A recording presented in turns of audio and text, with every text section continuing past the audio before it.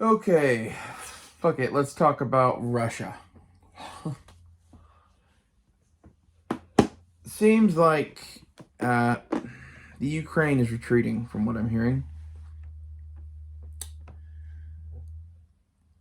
That does not surprise me. Those of you who've been following along will know that I've been predicting Russian victory in this little contest for a long time.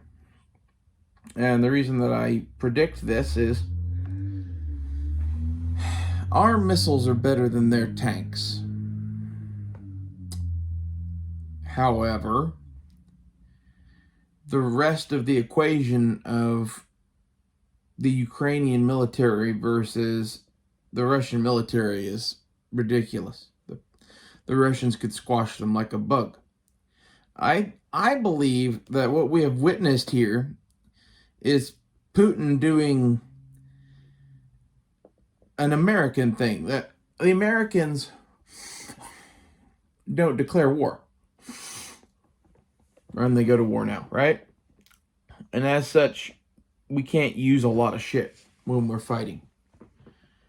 The reserves can't be called in, the whatever. Like, you have the regular army that you can use, and then you have private contractors and shit like that, and a few other things, but you're limited.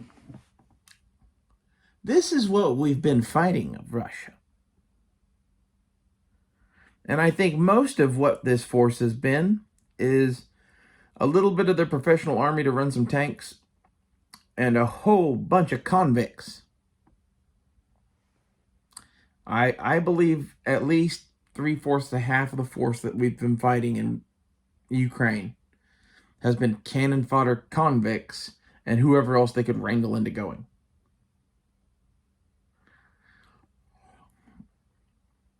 And because of this,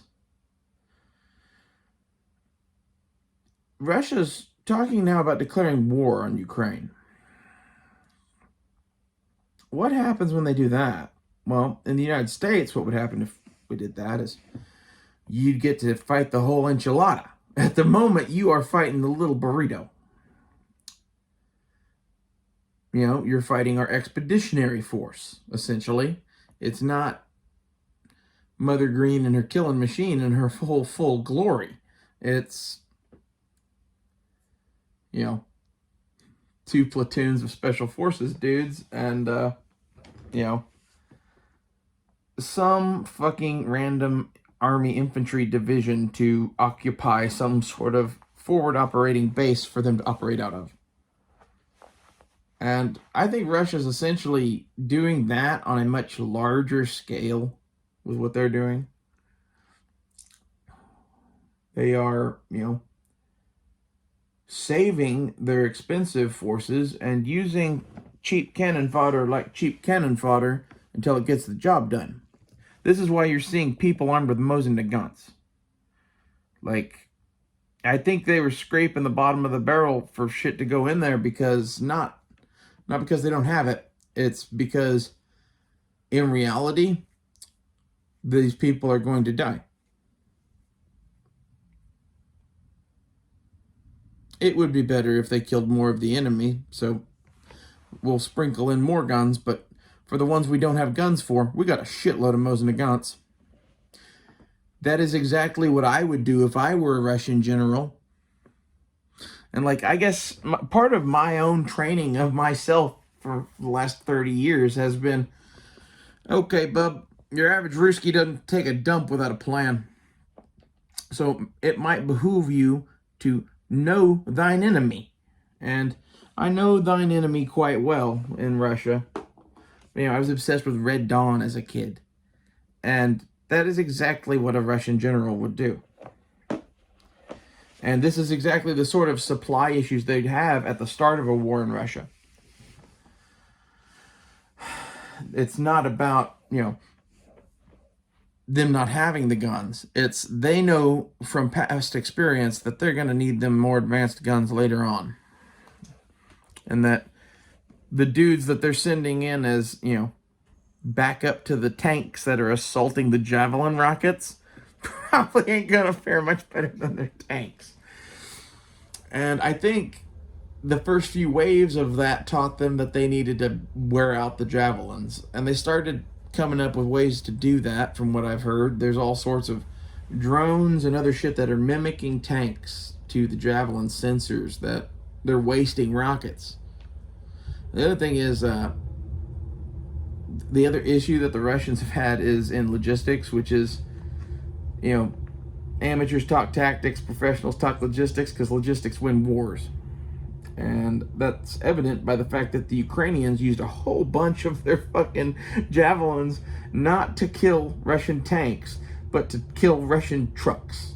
They were very smart, because that allowed them to capture the tanks. Because if you don't have trucks to bring them fuel, the tanks are useless. And that's caused a lot of issues for the Russians, but as we're seeing now, things are starting to go more their way, and I think it's because the temperature got lower, which hardens up the ground there, makes the tanks work better, and like, it would do a lot of things in their favor, in my opinion. And now they're established and have lines for the summer, and they're gonna batten down again and defend off, maybe try to gain some ground, I would guess. But I would, if I were a Russian general, I would know that this war is going to go on for years. This isn't going to be over in a day. This is going to go all the way till next Christmas and beyond. And as such, I would be less prone to try to take territory in the summer, assuming that conditions were as such that that was correct. We're like, you're getting swamped out and your tanks are fucking running in mud and shit, and like you're getting bogged down and killed by fucking infantry with Molotovs and shit. It's a bad time for you.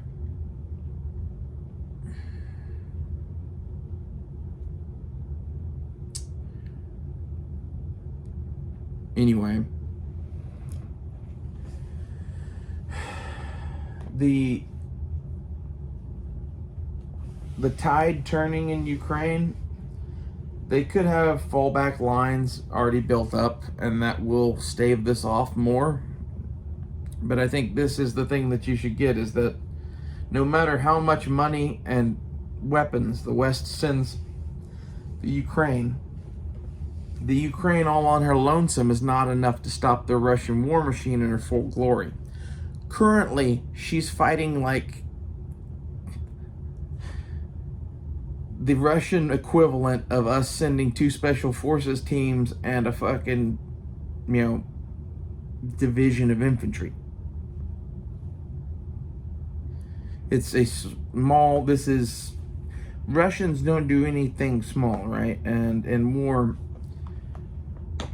their force of like fucking random ass fucking people they scooped off the street and convicts, mixed with a small amount of professional military just to make things actually work and run and whatever, is enough military to probably take the Ukraine on her own. I don't know. This has me worried about them declaring war, which I'm assuming they're going to do that in the next couple of days. And like, I just am waiting for the shoe to fall that China's back in this too. And my guess is that if China is, there's, Saudi Arabia, India, whatever, there's a whole bunch of international community of players that is going to be like, no, United States, Russia's right. And like, I see the Russian side of it, to be honest. And it's mainly because I didn't know. I didn't know when the Ukraine became the Ukraine, whatever. So I went and started reading and researching. Kiev was the center of a lot of Russian shit in the early days. Circa like 800 AD, it was called Kiev, not Kyiv. And it was the center of Russian power for a long time, until they made fucking Moscow and St. Petersburg and shit like that. So, in my opinion, Ukraine is Russia. Russia is Ukraine. They're much, much better together. And like, I don't know. I respect the Russians enough to see that Ukraine is theirs, I guess. And that's all Putin wants. And I'm not saying that people should have to live under the jackboot of somebody or whatever, but at the same time, there's a difference between you being forced to live there and under Putin, and you being forced to go find another country because that's Putin's, which I think is the case. Like, I don't want to believe that this is the case. Like, I love all of the fucking rah war sentiment, go machine, but like, think about it for a minute. You're dealing with a very desperate man with a very lot of nuclear weapons. It's his country. There's... I am still firmly in the camp that we could probably deal and whatever with Putin and come to some sort of fucking admirable thing.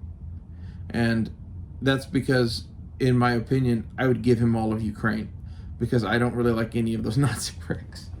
Like, that's half of my thing, is all of the fucking people in the Ukraine that weren't Russians were Nazis.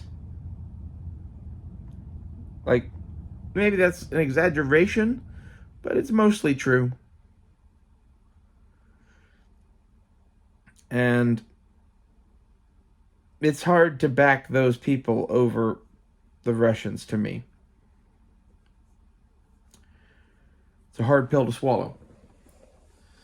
And knowing what I know about the Ukraine in general, it's kind of a shitty country that's run by Eurotrash. So, why are we spending our entire nation's fucking wealth to defend it? That's a good question, right? And it's mostly because it puts Russia at a strategic disadvantage. That's what I believe. We could say some rah freedom shit too, and there's some of that that's probably true. It's kind of despicable that there's people in Ukraine that have been living there for 70 years or whatever that, you know, think of it as Ukraine because, like, they made it Ukraine because they freed it from the communists, and I like that whole story. The fact is, that story's being told to you by CIA Nazis. So, again, that's how I see things.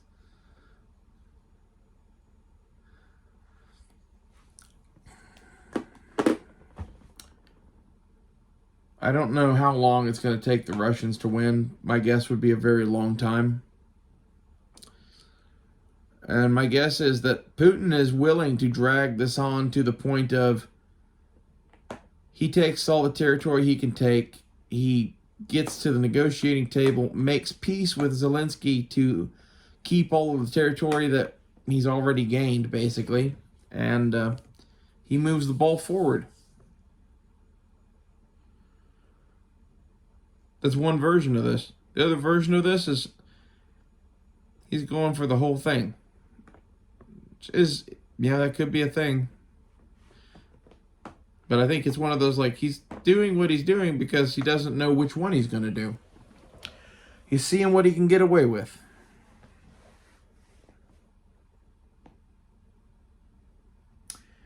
It's one of those, like, if you took Texas away from the United States, our entire effort would be to get it back. Unless, like, maybe just Texas decided to be Texas and leave. But even then, I think that would be sold as they were courted away by Russia at this point. Because they're Republicans down there, and you know, the Russian disinformation with the Trump supporters and the P-tape. Bunch of blue-haired idiots.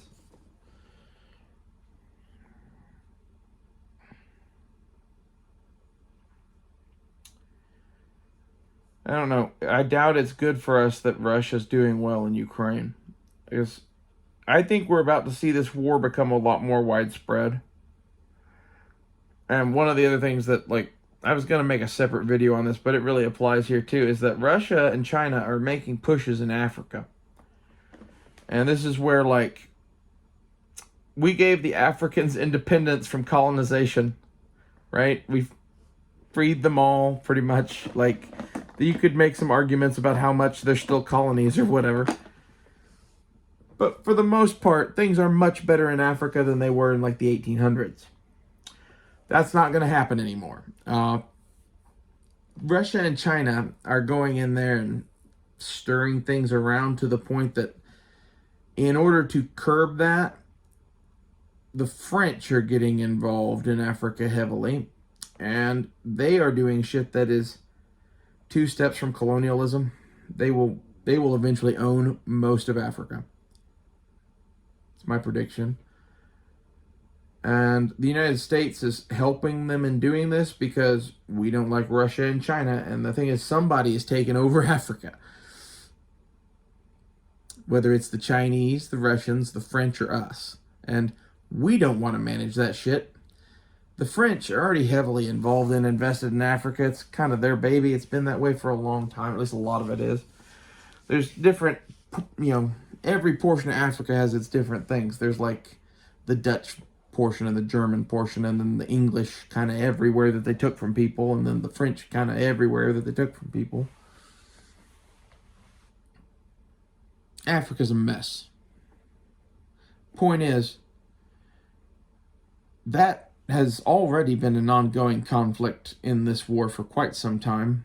I'm just kind of realizing how the war on terror gave us so many special forces operations going on all at the same time that it's hard to realize when you're fighting the Russians and the Chinese in Africa, right? And how much you've been doing that. Like, we've had all those special forces teams that get wiped out over there. There's whole fucking wars have gone on in Africa that no one even talks about, man.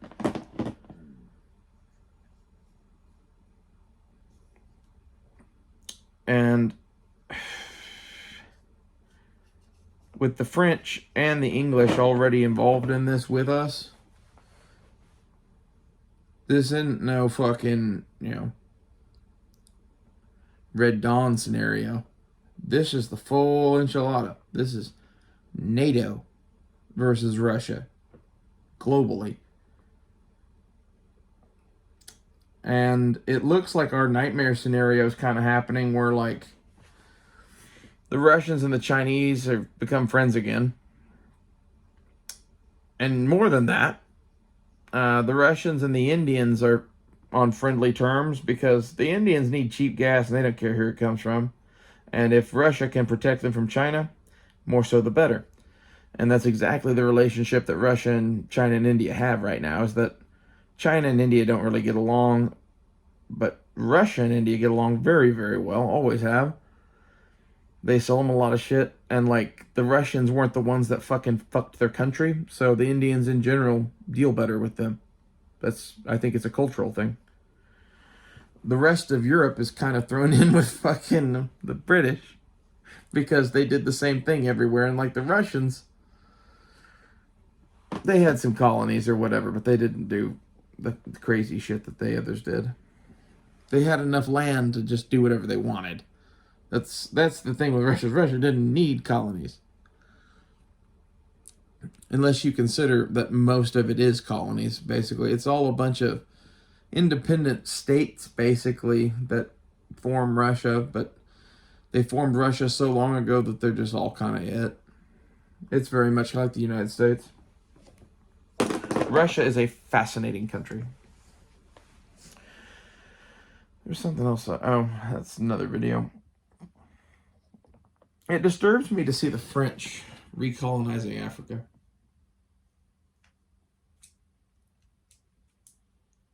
Like, I know that basically it's going to either be us or them that's going to have it. The Africans don't run their shit well enough to stay free. And I don't know whose fault that is or whatever, but it makes them weak to Russia and China fucking with them. And in reality, that means that there's always going to be shadow games at the very least with America and France and England there. Probably a few other countries. Like, all of the countries that I've mentioned thus far are imperialist now. Russia and China, very much so included. I'm not sure to what extent Russia has, made friends around the world again, but that used to be her big thing, was the United States was on good terms with everybody. So was the Soviet Union. The Soviet Union wasn't going to come take you over. They might provide leaflets on communism and give you free shit, but for the most part, they weren't looking to conquer places. There might be like some local group of rebels and you don't want to have them supporting them. So like you make friends with the Soviets, right? Right. And you make friends with the Americans and you do that dance back and forth because you really don't want either of them backing the group of rebels. Welcome to Africa.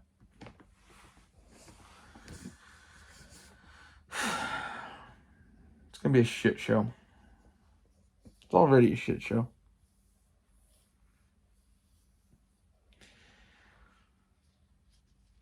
By my count, if you count Africa as a front in this war that already exists, when they open up a third one in Taiwan,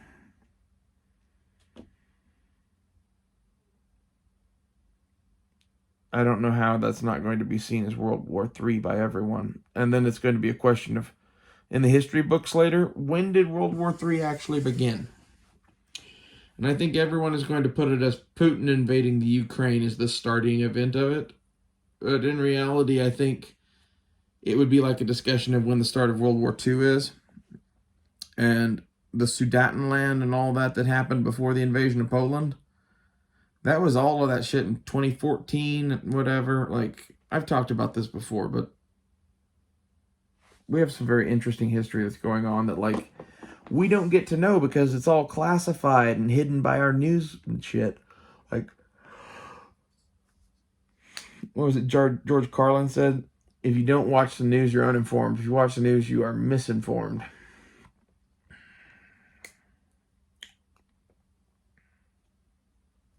I miss that man.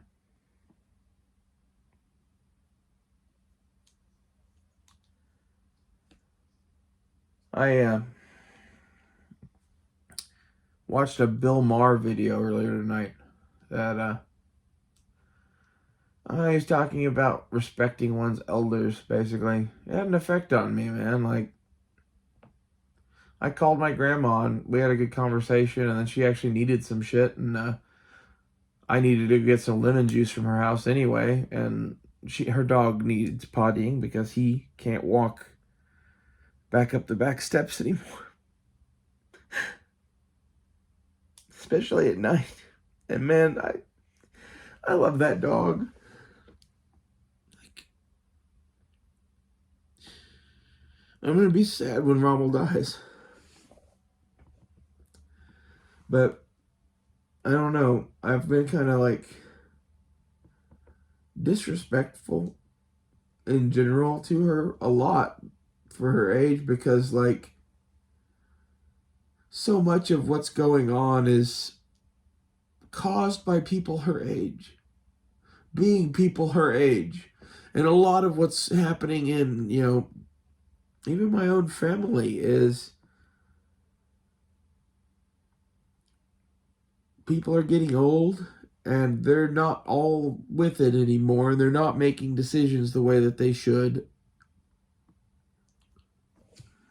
And, some of the young people are fucking insane like me.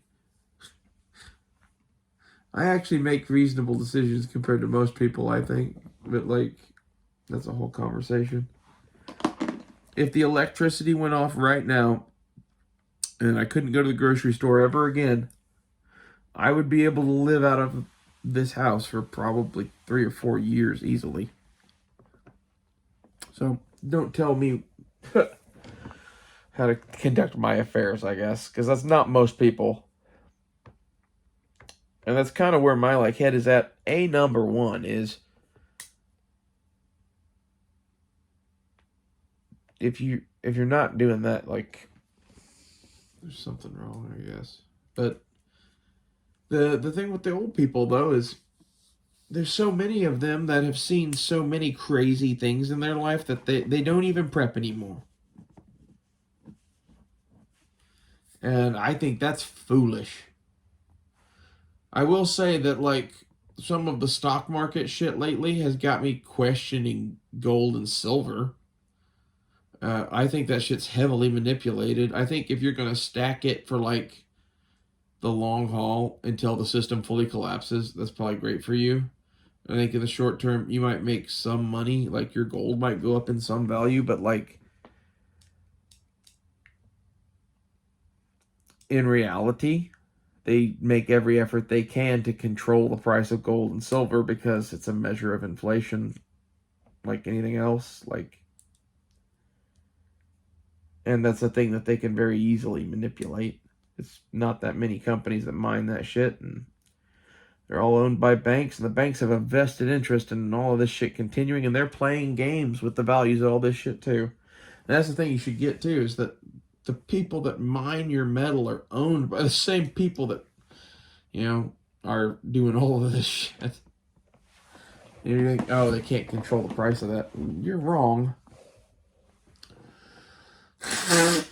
Oh, anyway, it felt good to go help her. Like, I've been helping her a lot with him lately because, honestly, I got her the dog, and then my grandfather paid to have the parvo fixed. And that was like the last gift from him, really.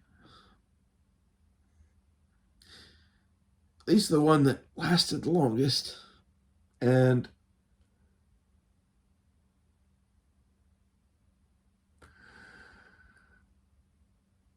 I just don't want that dog to die.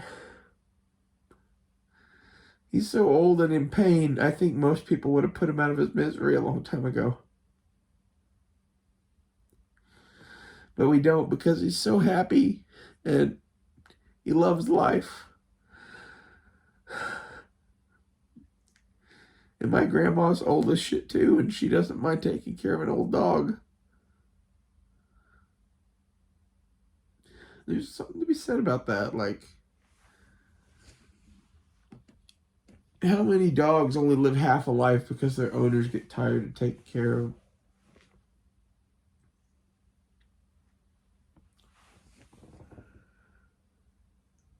I don't know why I'm telling you about this, but like,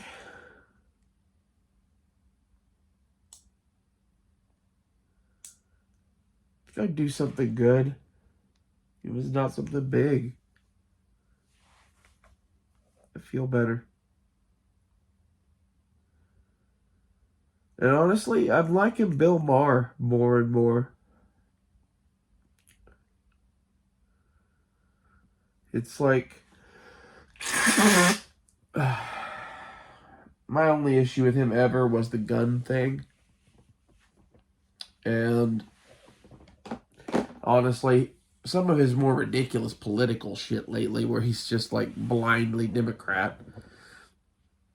But the thing that gives me hope for humanity is when he says shit that I agree with.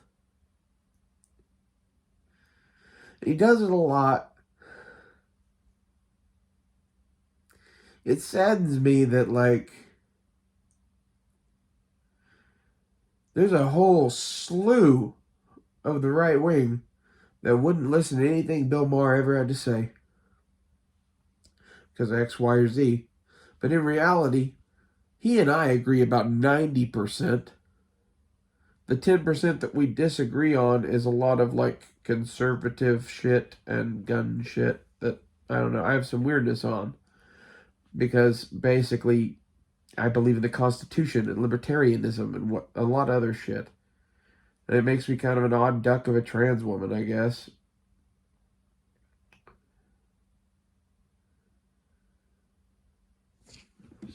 I'm just tired of living in a world of,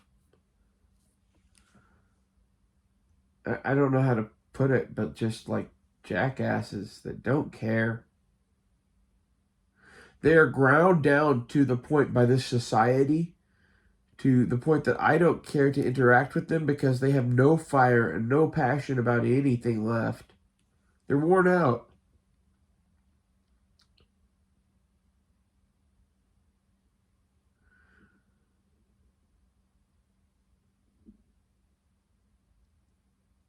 Like, this is the thing, is I see what's going on, and I see the worn out people, and I see my grandma, and I see that Nancy Pelosi is running shit, and I see my grandma, I see Nancy Pelosi, and I see all the worn out people, and I'm just doing the math that Nancy Pelosi is as worn out as my grandma is.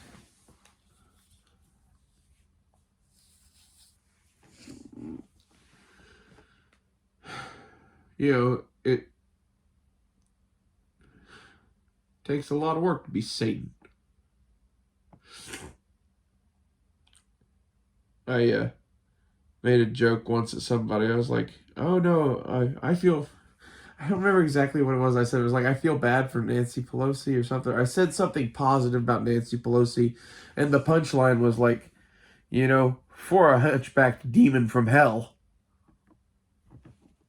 Like, the thing that followed it was just fucking great. I wish I could remember both parts of what I said, but there's so many great Nancy Pelosi things that you could say. I mean, Nancy Pelosi's actually pretty good looking for a two-legged hag beast from Scythia. I don't know. That's just some random shit. Come up with your own Nancy Pelosi, thing below. If you could follow that at all. Like, some of what I say doesn't make sense anymore.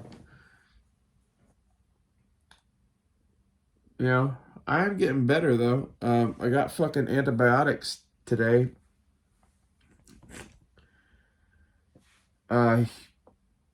Honestly, I had to go get them not from a doctor that is controlled by people. I had a doctor just write me a script. I'm seeing how I feel after another round of fucking Cetirizine.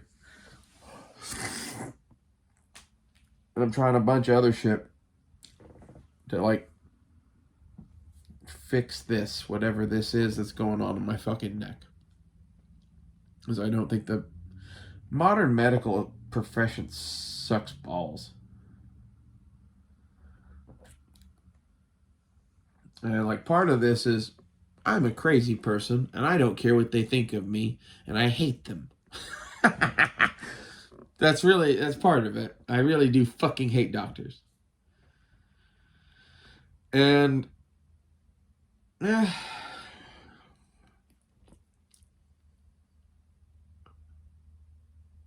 glad to be feeling better. I bought margarita shit last night and had 3 margaritas while watching shit on TV or whatever. Just had fun and woke up feeling better than I had in fucking months.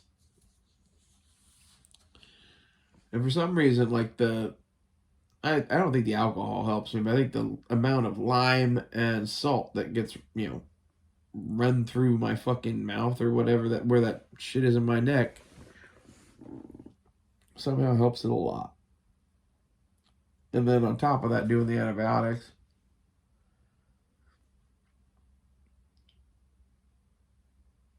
I don't know. Wonder how many other people have just gotten sick and never get better too. It's like, our doctors are not good. At least that's what I'm running to here in Oklahoma, trying to go to cheap, free doctors. I'm gonna have to go actually, like, find somebody and pay a bunch of money, I think.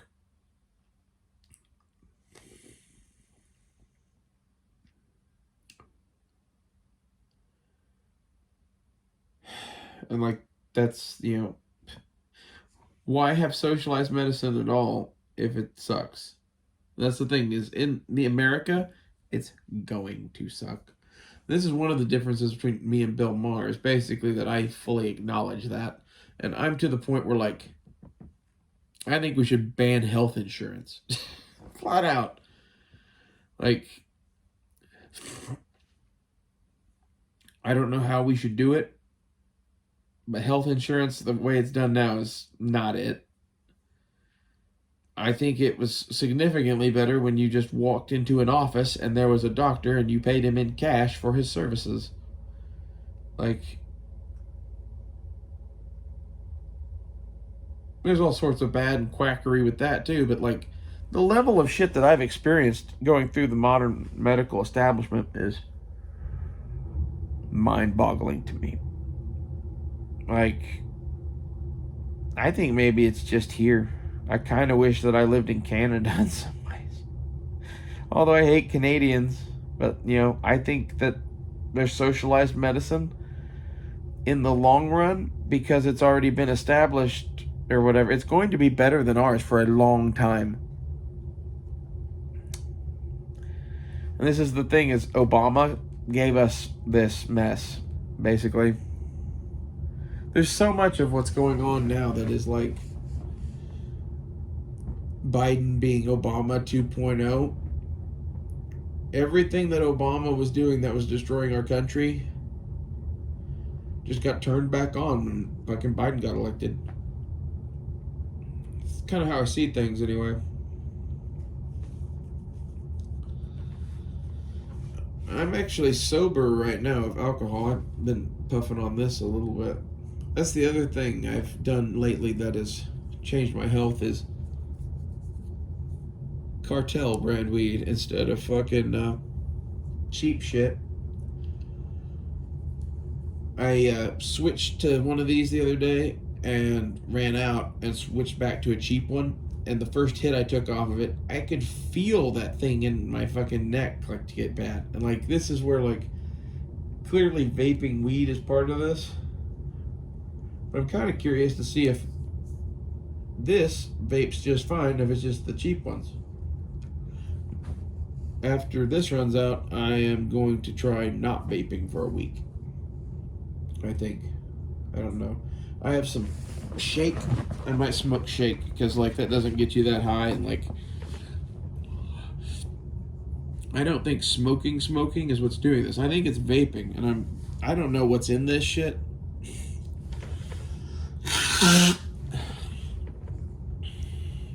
And apparently it doesn't agree with me. But most of the reason I'm like blowing my nose and shit right now is I've been crying because of the goddamn dog. Like, that dog makes me sad as shit, man. And like, it makes me really happy to be able to go over there and see him, because he got excited just seeing me come out the door tonight because he didn't have to try to come up those back steps. So first thing he saw me, he looked up at me and I was like, okay, we're gonna go in the front yard. And he started like dancing. He's excited because he gets to come in the way that's easy for him. And I'm like,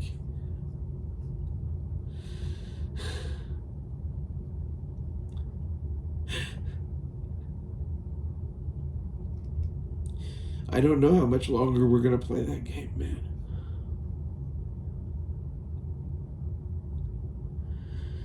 It's the best dog I ever had, and like,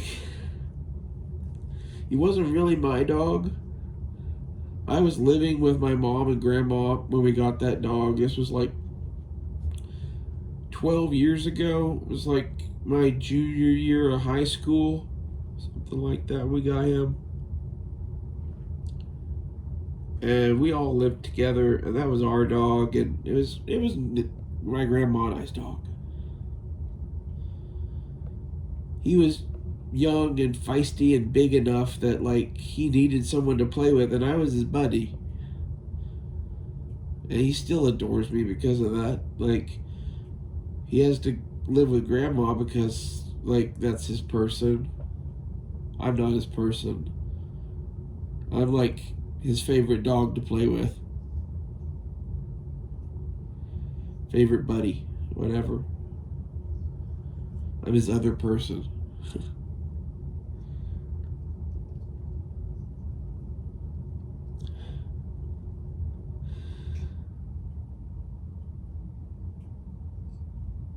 And I know I shouldn't get sad about that dog, but like, I'm sad about so much other shit that, like, the dog just kind of pushes it over the top, man.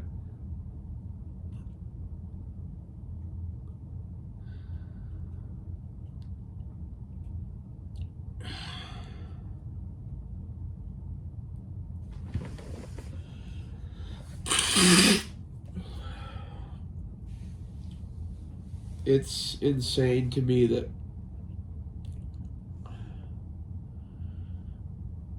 everybody else doesn't see a reason to stop the carousel. Because that's kind of where I'm at. This is like I keep at least thinking about not really watching Demolition Man, and Dennis Leary's character just keeps ringing in my head.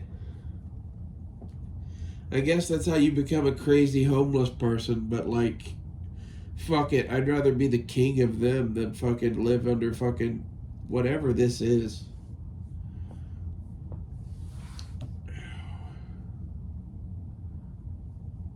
I need to figure out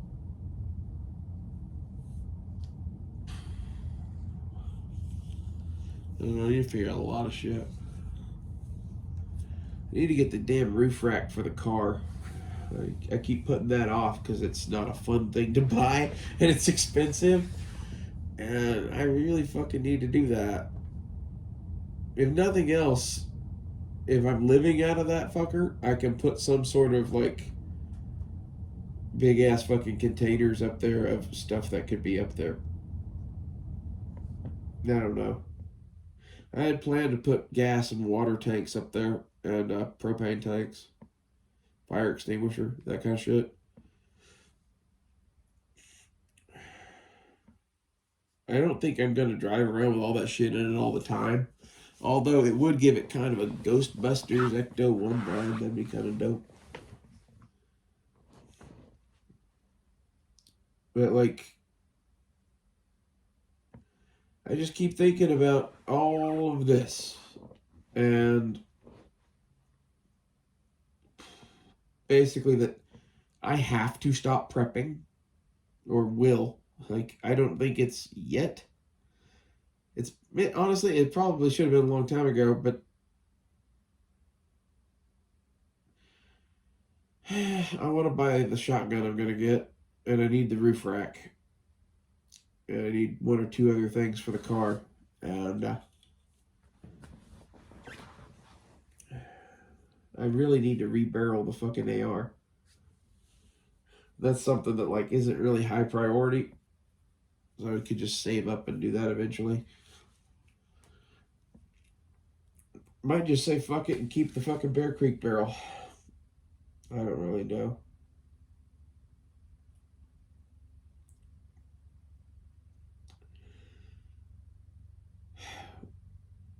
But half of my thoughts on all of that shit is life is so fucking short. I don't really want to spend it doing shit I don't want to do. And if that means I live in a van, so be it. Yeah, that's what hanging out with Rommel teaches me. Like,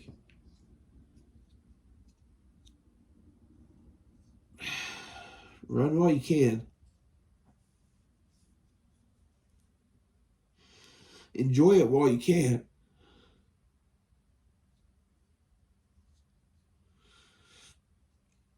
Like, every day of this is kind of a gift, kind of a curse. Depends on what you're doing, I guess. Like,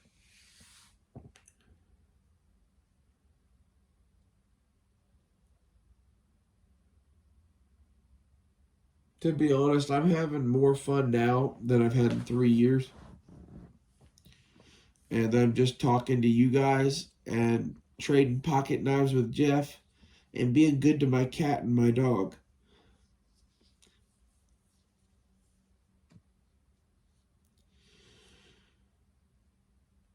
This is what matters to me. I'm sorry if you have other shit that matters to you that's higher goals. that makes you hate me, I guess. I don't know. I see a lot of this with people that, like, I don't work as hard as I could. 110%. At the same time, my 110% is not your 110%, probably. I kind of do what I can and try to take life as it is and make as much money when I can as I can. I don't know.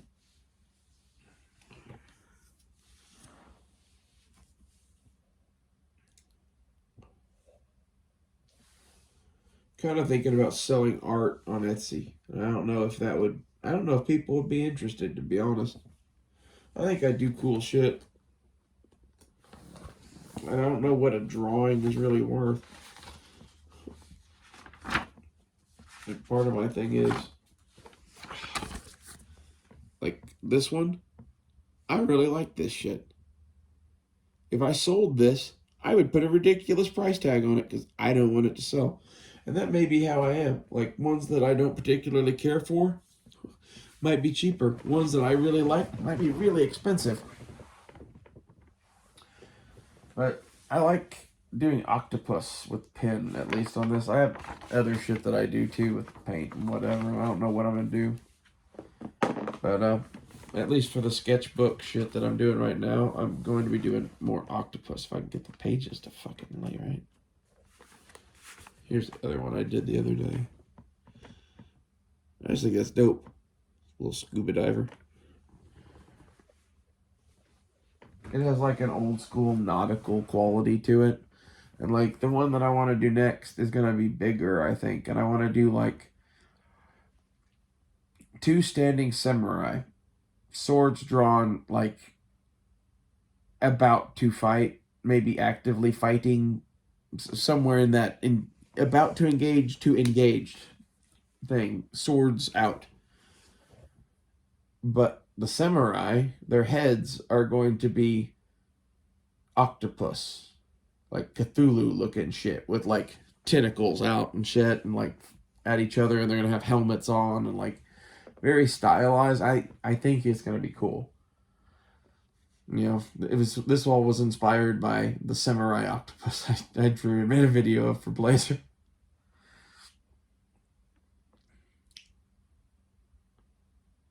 I'm gonna think on that more. Like, this is an idea that kind of occurred to me, that like a lot of these drawings that I do, it occurs to me and I draw it in like however long it takes me. Usually 15 to minutes to an hour or something like that. Whatever it is, if it's a pen drawing. Paintings, I like to work on a little longer, but like couple days working, you know, here and there in spurts. Maybe a couple hours total in a painting.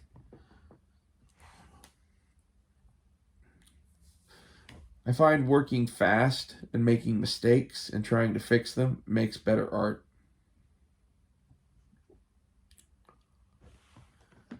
Like, this is the lesson that's not being taught to people too, by like not having art class and shop class in fucking schools.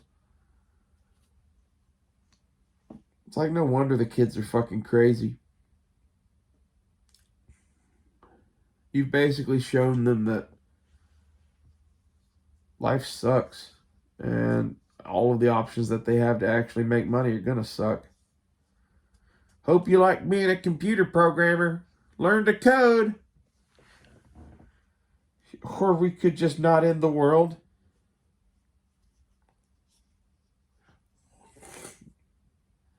I don't know. We could manufacture stuff here and grow food here. Buy all our own shit that's made here. God, that'd be great. The dream that was America.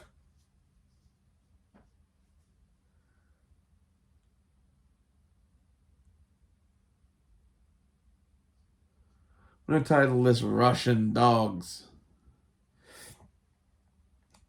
Wrap this back up, but like,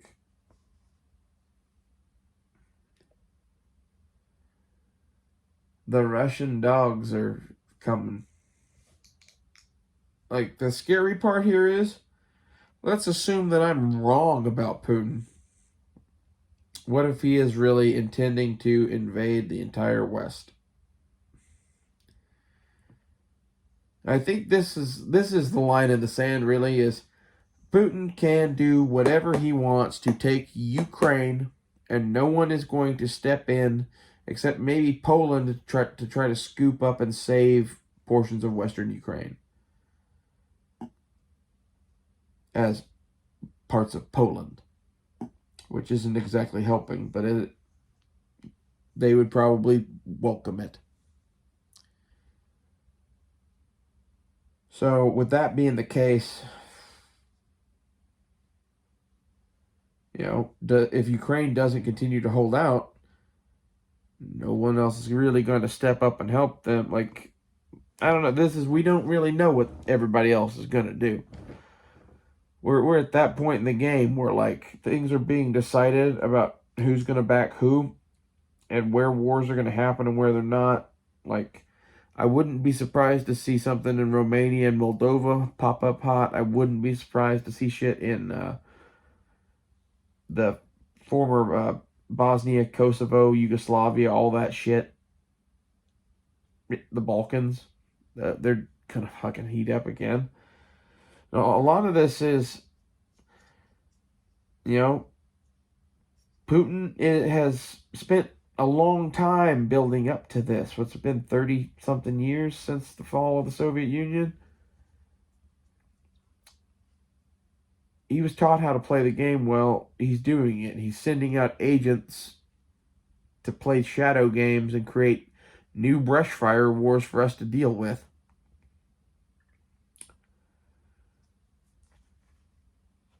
I hope I'm wrong about all of this, but, like, in reality, I think me being correct about this is better for us. If Putin loses, he's going to nuke everything. Putin needs to win. It's one of those things that it's like, I think for the survival of Russia, Putin has to win. And it's that sort of shit that makes nuking more likely.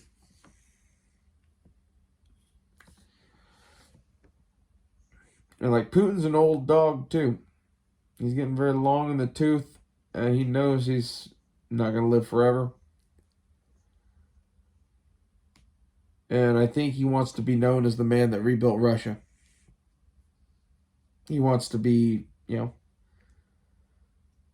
go watch Russian history, there's people like Stalin, they're tyrants, right? There are people like, whoever. But there are also people like, Putin fancies himself, I believe, which is like, Peter the Great, Catherine the Great. And the people in Russia that were known as the Greats, they came in and just made everything better. Putin, it seems, would like to do this through imperialist efforts. Restore Russia back to her former boundaries, and once you have that, and the defensive posture that it provides to you, and increased cash flow from, regaining Alaska or whatever it is, crazy fucking shit is, he would be Putin the Great. In Russia, at least, the world wouldn't think of him that way, but in Russia, Russians would see him that way. And that's what that dude cares about. Same way that what Rommel cares about is lovin's, mostly. Lovin's and food.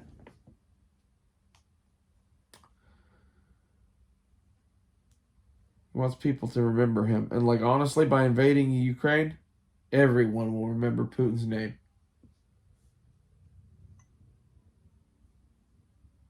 The question is, are they going to remember it because he's the leader of the New World Order or some shit? Or are they going to remember it because he's that, dude that tried to be Hitler in the 21st century, quote unquote? Like, there's some debate about that to me too. Like, I don't really know what his full intentions or reasons for doing all the shit that he's doing in Ukraine is. All I know is that the people that he's doing it against aren't necessarily the best in the world, so, like, I believe everything that I'm told about them with a grain of salt when it comes from liars. I'm not really pro-Russia. Something you should definitely get. Fuck them. Like, I kind of like Putin as a human being because he's the king snake. It's easy to admire the king snake.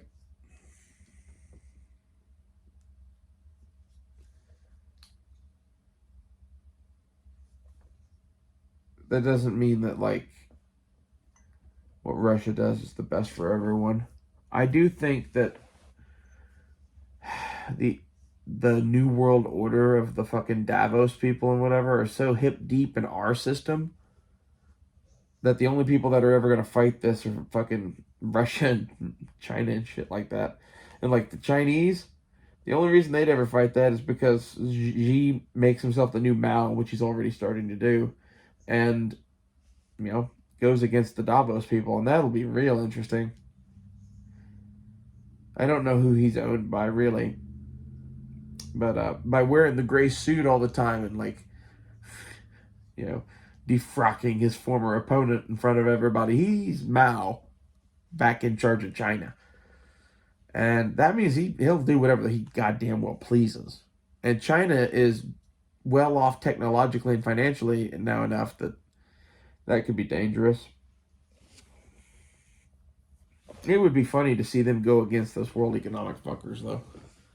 Like, this is the place that I find myself is I am not for any of the camps. I am Boba Fett. You could hire me. I don't support your empire, dude.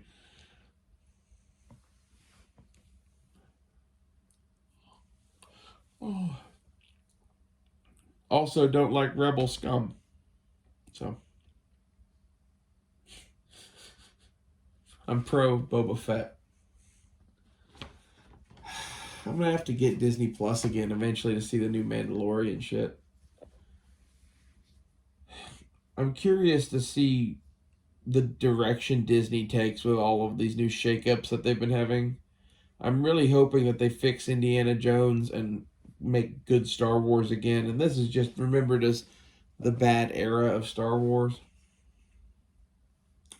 That is, if we don't all get nuked. It's hard to worry about Star Wars while Russia's doing what it's doing, but at the same time, Star Wars was written in a way, I think, to educate you for times like now. It's a culture myth that was, I like George Lucas. I like what he did. And I think he is,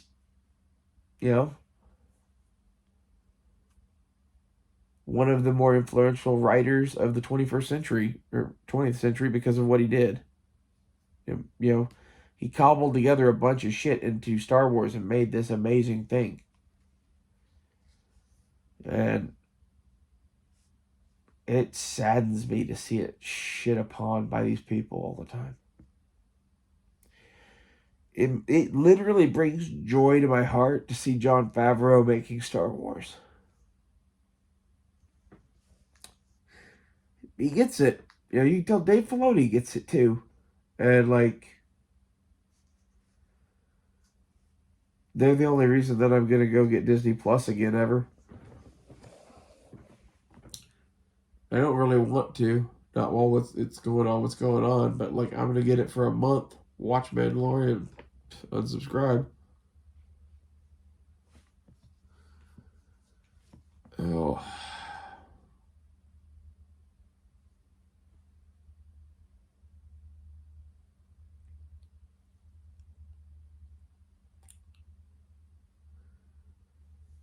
It seems like everything has gotten more expensive. Maybe that's just me. It's not really that bad. I think that's half of it is that, like, it's not really that bad. And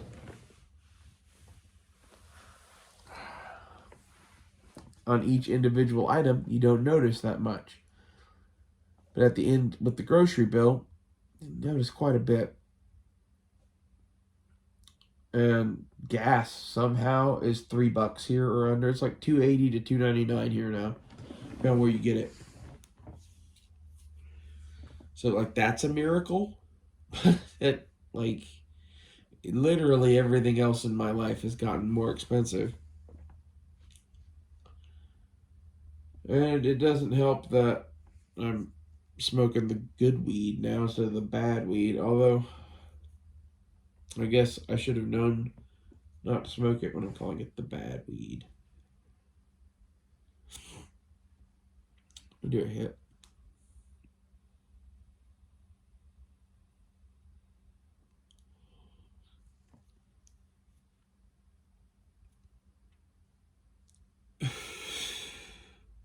This smokes so much better. Like, that's half of the thing is you go through it faster, I think. Just because it smokes easier.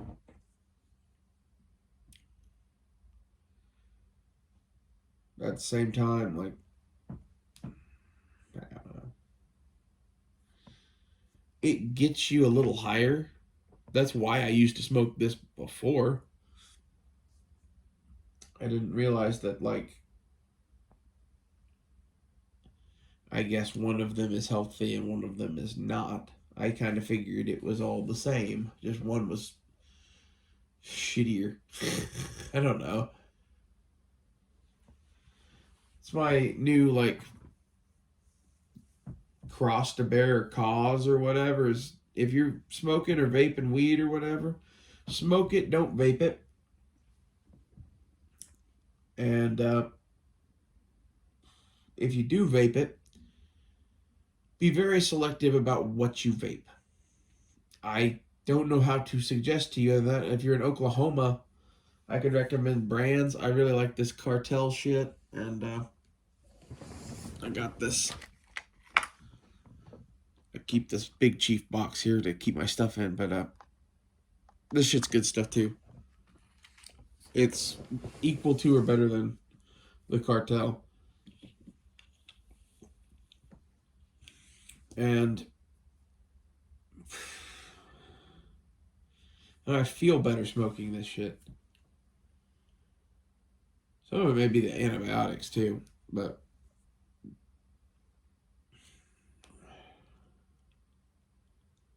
it's just good to be feeling better in general. And that's kind of why we're doing a long one tonight, is I feel like talking. I had several things in my head lined up to talk about. The thing that was going to be another video is survival food.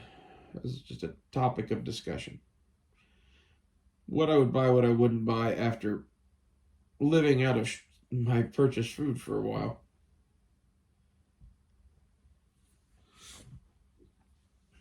It should be an interesting topic. I don't really want to get into that here. I need to think about it, but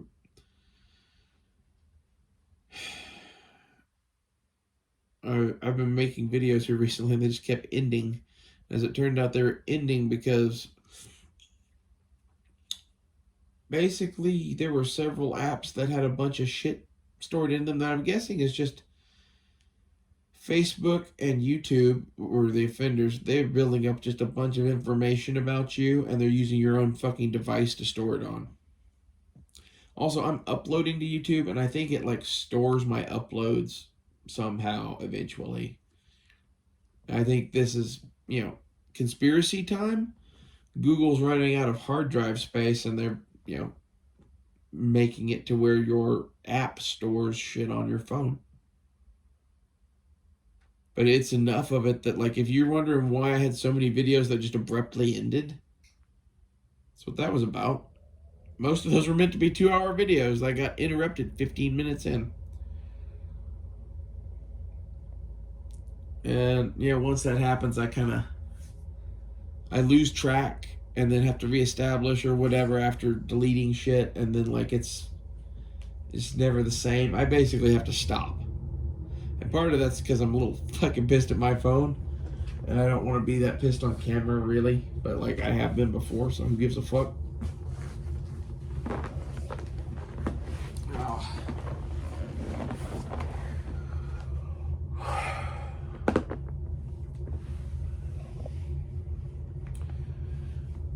else should we talk about? Russian dogs. I wonder if there's a cool Russian dog breed. I'm trying to think if there is. I guess there's the Siberian Husky. That is technically a Russian dog breed just by its name. My cat growing up was, he wasn't a Russian blue, but he looked a lot like one. It's a gray cat. It's called a Korat. Spelled with K. K-O-R-A-T. It's a cool cat. They all look exactly like he looked. And like, man, it makes my heart fucking melt to see a gray cat with green eyes. I can see his face in my mind when I say shit. Like, I miss that cat a lot. That was my first cat, Moose. He lived to be quite old. It was like 18 or 19, if I remember right. I got Patton in 2009, and I think Moose had been dead for like a few months. And Patton was this sweet little brain-damaged gray kitten I found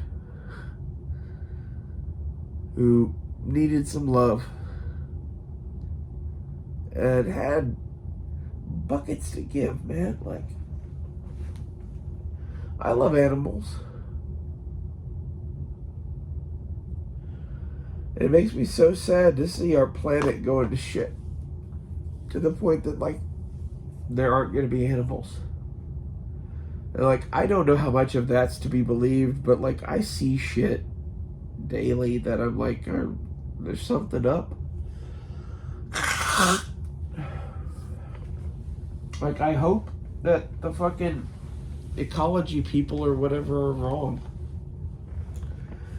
It's like all of the global warming fuckers, all of that. I've written off for years for all of the reasons that you can go watch Never Enough Ammo talk about. He well sums up every position I would ever have about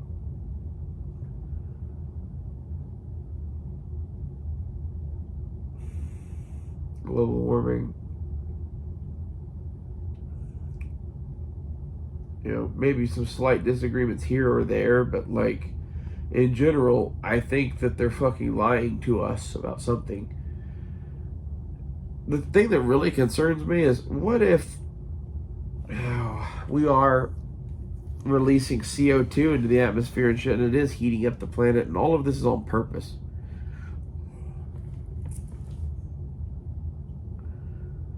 You know, what if you wanted to terraform a planet?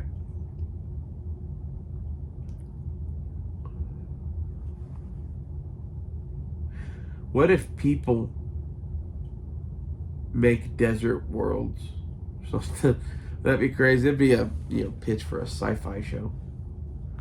I guess it's like Dune.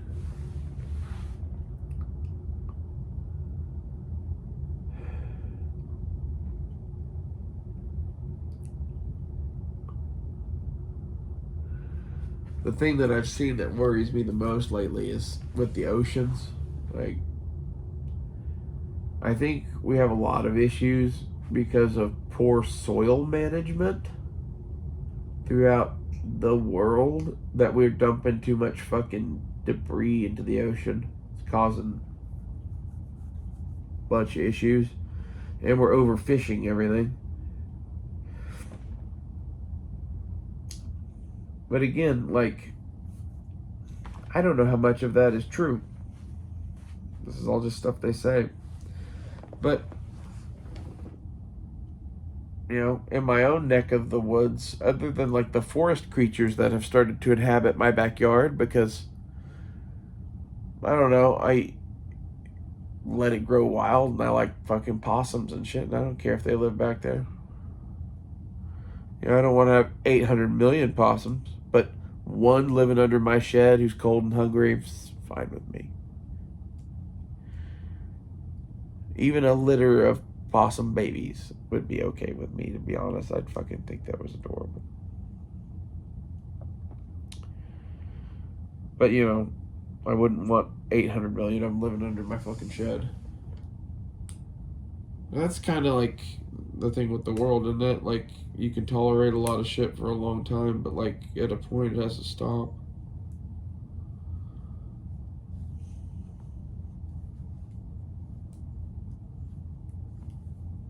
That's the thought that occurs to me most of the time, is that basically this merry-go-round's ending. And I don't know what to do about that anymore.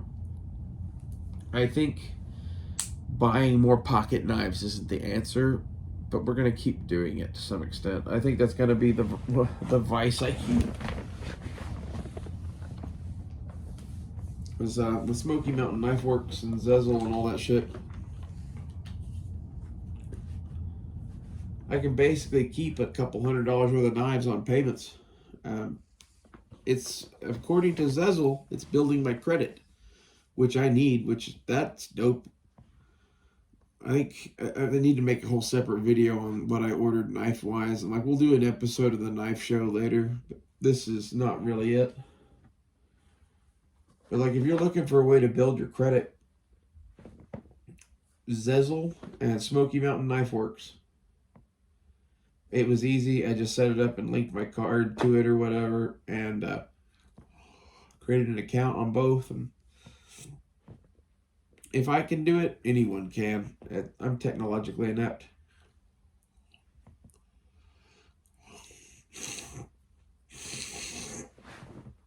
Oh my God.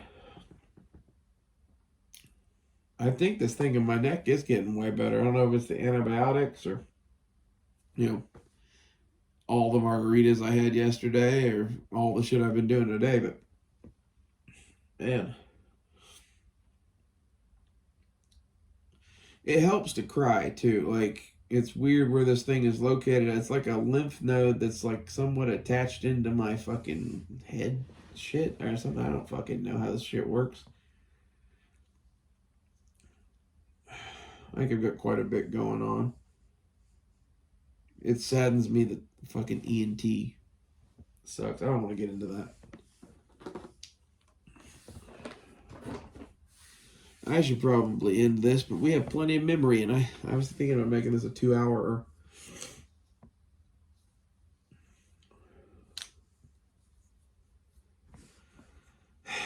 I don't know why I would need a good credit score, other than if I could get a good credit score, the thing that I would use credit for is to buy 10 acres of land somewhere. And, you know, I think other than the shotgun I'm going to get, the AR barrel, and the roof rack, like, those are the last of my, like, big preps kind of wrapping up. Once those are done, my prep is having a very fucking nice pocket knife collection to trade for other shit that I might need someday. And like, I get to enjoy it in the meantime and build my credit. I don't know. And I'm not going to go hog wild on it. I'm going to try to keep, like, you know, a payment of $35-ish on there. You know, maybe lower 25, maybe higher 45, but somewhere in that kind of range. And like $35 every couple of weeks is not that hard to do. And that alone, you know, if you get knives out of that and you build your credit and you're a knife addict, which I am, this is an incredibly good deal to me. Like, I would spend $35 every 2 weeks on knives regardless. That's the other thing you should definitely get. Is now I will probably spend that 35 and another 35. But, you know, that's the nature of it. Probably not. I'm hoping to have enough discipline to, like, get one really nice thing every, you know, couple of 6 weeks instead of, like, one kind of shitty thing every few weeks. And like, I hate to take part in their banking system or whatever, but like, this is something honorable. This is something I would do. This is something that should be offered. It's a basic thing where you have my banking information. Instead of making it one draft today, make it one draft of 1/4 of this today, and then another one in 2 weeks, and another one in 4 weeks, and another one in 6 weeks. It's fucking beautiful. This is America. We like to buy shit. This will let you buy more shit. And like, that's not good, but it is all at the same time for the reasons stated. You have to use it wisely, you know. Don't do that thing and like get a bunch of shit that you could have bought one knife at a time, you know, $30 knives. I thought about getting some cheapies and stuff in there, but I was going to get a lot more. I guess we're doing the knife show. Call this Russia Dogs and Knives. Russian Dogs and Knives. What I ended up getting for the knife show was a Boker Balisong in carbon fiber, the D2 blade, and blue titanium hardware, and a Rough Rider Reserve Whittler. That's pretty cool. It's a denim micarta and D2 tool steel blades, and I think that thing looks bitchin'. I can't wait to try that. I got that over a case knife for the reason that I'd had a case knife recently from Amazon, and it sucked. And I want some more case knives. I will own case knives eventually, but I want to see how much nicer this Rough Rider is in comparison, and make my decisions on, you know, what I'm going to collect, basically. I might just only buy Rough Rider Reserves if it's nice enough. A few other things, but I decided to wait on the SE4 because it's a lot of money, and basically I know I'm going to order other shit from Smoky Mountain Knife Works in 6 weeks whenever this runs out, so I'll do it then. My thoughts.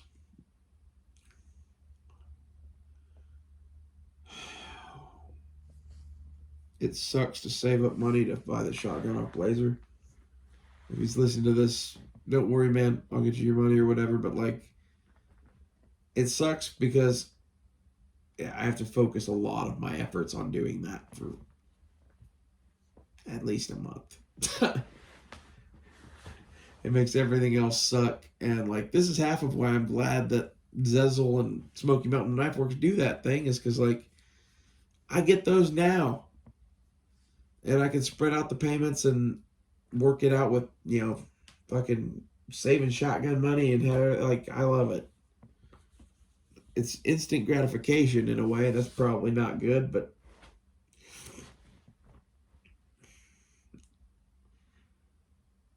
I'd rather have the thing to play with now and owe some people some money.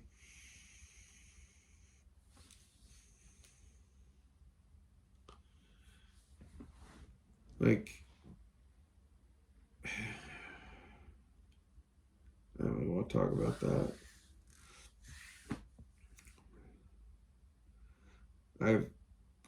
Occasionally I will pawn something, and I've been trying to do that less and less because it's really not worth it. But sometimes it really helps to have fucking $20 for gas and another $40 for fucking groceries or whatever, and like, it's not that hard to pay the fucking interest on a $60 pawn ticket. Especially if you know, come in before it's multiple interest payments or whatever. It's just the one time. It's usually like $12. But at the same time, like, I'm doing what everyone else is in a way, living a little bit beyond my means, but at the same time, I'm kind of like leveraging assets I have to get more assets and pay a little bit of extra money to like have stuff now as opposed to have stuff later. And we'll see. I'm going to stop doing that, I think, but this is the part where I'm like, it's time to stop prepping.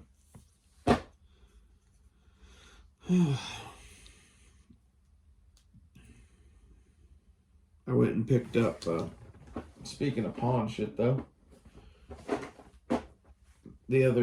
I made several other knife purchases because I'm an addict, but the responsible thing I did was go and get this thing and my grandpa's 110 from the pawn shop. And the thing I like about these is that basically I own them entirely for sentimental reasons. So they're liquid cash, essentially, that you can just go get. And, like, you are risking losing them. That's why I always make sure I go get them quick, though. And that makes me, it makes me pay it back.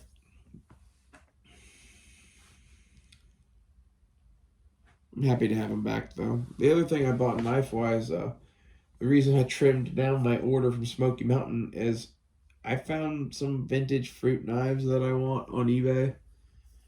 And the one was not that expensive, and I had already agreed to buy it for $12. And then another one that I was looking at that a guy wanted $25 for, he sent me an offer for $16. I'm like, give it to me.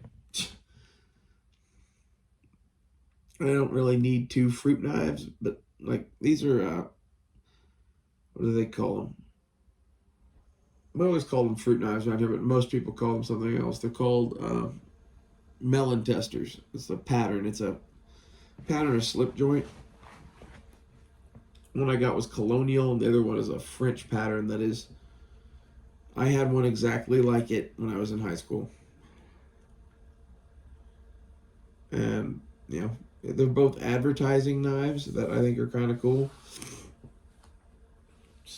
Stuff no one will ever value but me. I'm kind of pissing money away on those, but fuck it, I like them. And one's an old colonial. I like colonial knives. I think, honestly, there's no knife collection that would hurt from adding a melon tester.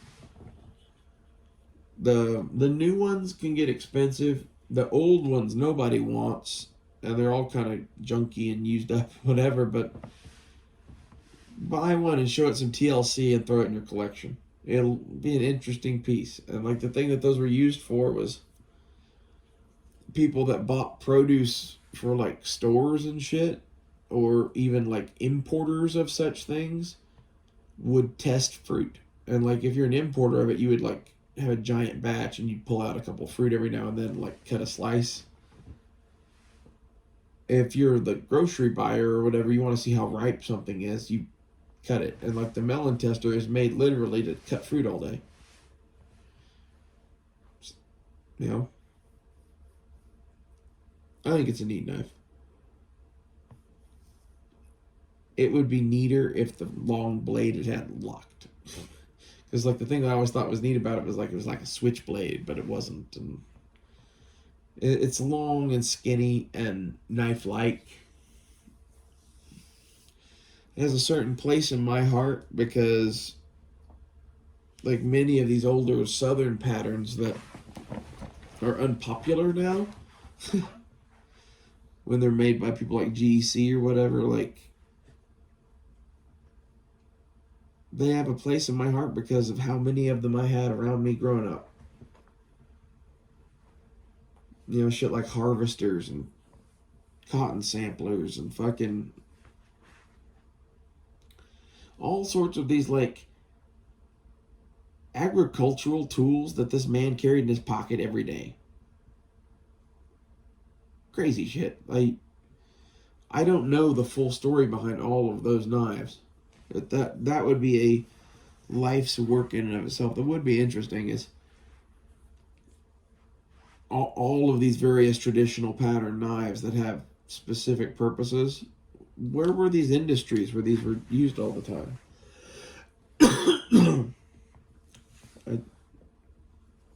I want to know more history about slip joints. Which means that eventually you people will probably learn shit about slip joints because I'll just talk about it. I did a trade with cutlery lever on top of all that shit for a Lanny's clip. It's a Tony Bowes design. This one's made by MKM, something, I don't remember. Custom maker out of New Zealand. It looked pretty tight. It was one of about 3 things that I was interested in on Jeff's trade list. And it was one that, like, I didn't know what it was, so I had to Google it. And when I Googled it, it's like, well, that's kind of tight. That became instantly the one at the top of the list. And I think it's one that Jeff is hip to get rid of because it's one that somebody sent him. It's not one that he really was into or whatever. And, like, I've never had anything in M390. And I love natural canvas micarta. And it's in both of those. And it's just like a big traditional slip joint that, like, I dig it. Like, Tony Bose knew what he was doing. Tony Bose knew what he was doing about a lot of shit.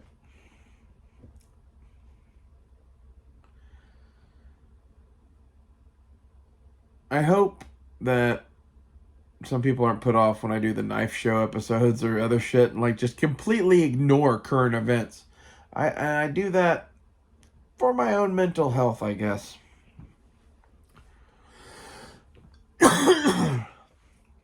And I don't know. It seems like there's no right answer. It doesn't help to ignore it. It damn sure doesn't help to fucking stew about it. Somewhere in there's you. Hopefully. Don't be me. Don't stew about Russia.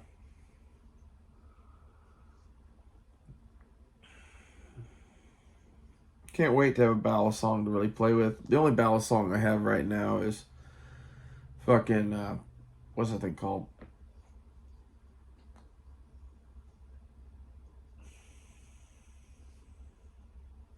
I don't think of it. Hackman. It's like a Mora knife made of plastic.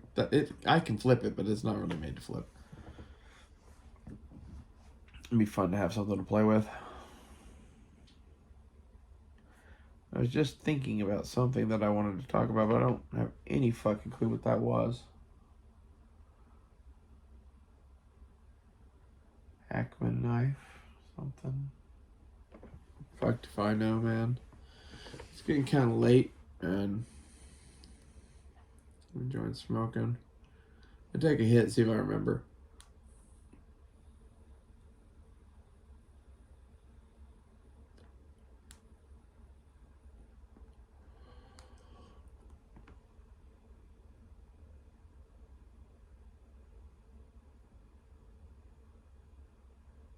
It's not helping.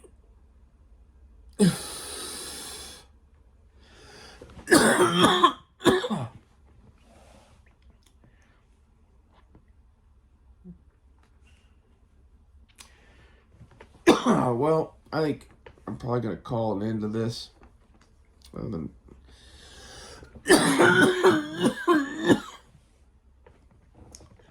Any more knives to talk about? I was trying to think of. Not really.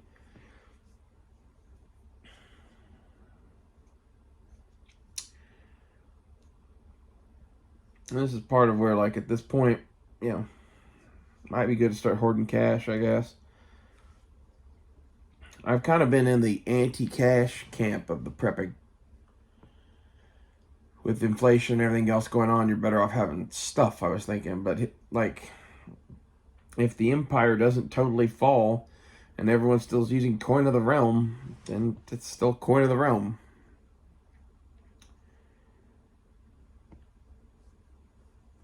But they address that. I don't know how much longer to wait. My thing is, it doesn't really hurt me to spend my extra money instead of saving it.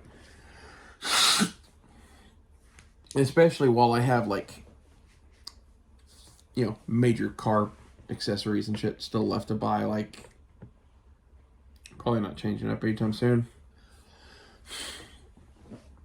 But at the same time, shit's getting hard enough to where I want to. It would be nice just to have double the money to spend on other shit right now. Because that's basically what I do, is I spend half of my money on existence and half of my money on some variety of preps / valuable items that might someday be worth something. And like, I'm focusing on basically having a backpack full of shit like that. It's not a bunch of shit. It's like a PSP and some video games and a couple cases of DVDs and a couple cases of knives.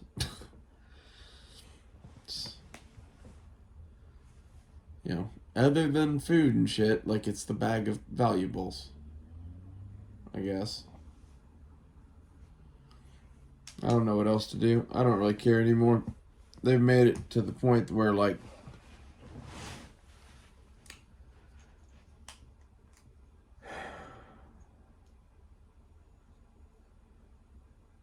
I just want to not have to fucking exist with them.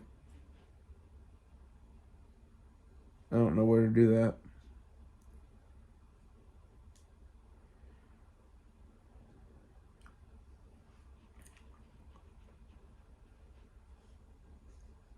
I think my car would fit right in on a Native American reservation. And you go talk to them fuckers. Although they probably wouldn't like me that much. I don't know though. Like, we have a lot of similar enemies. I am technically native too, but I don't really get treated that way. Like, if you go amongst those people, I always feel like I get looked down upon. And maybe it's just internally or whatever, but like, I don't appear native. I have native ancestry and whatever. But like, the other is a heap and helping dose of Scottish. And one overwhelms the other.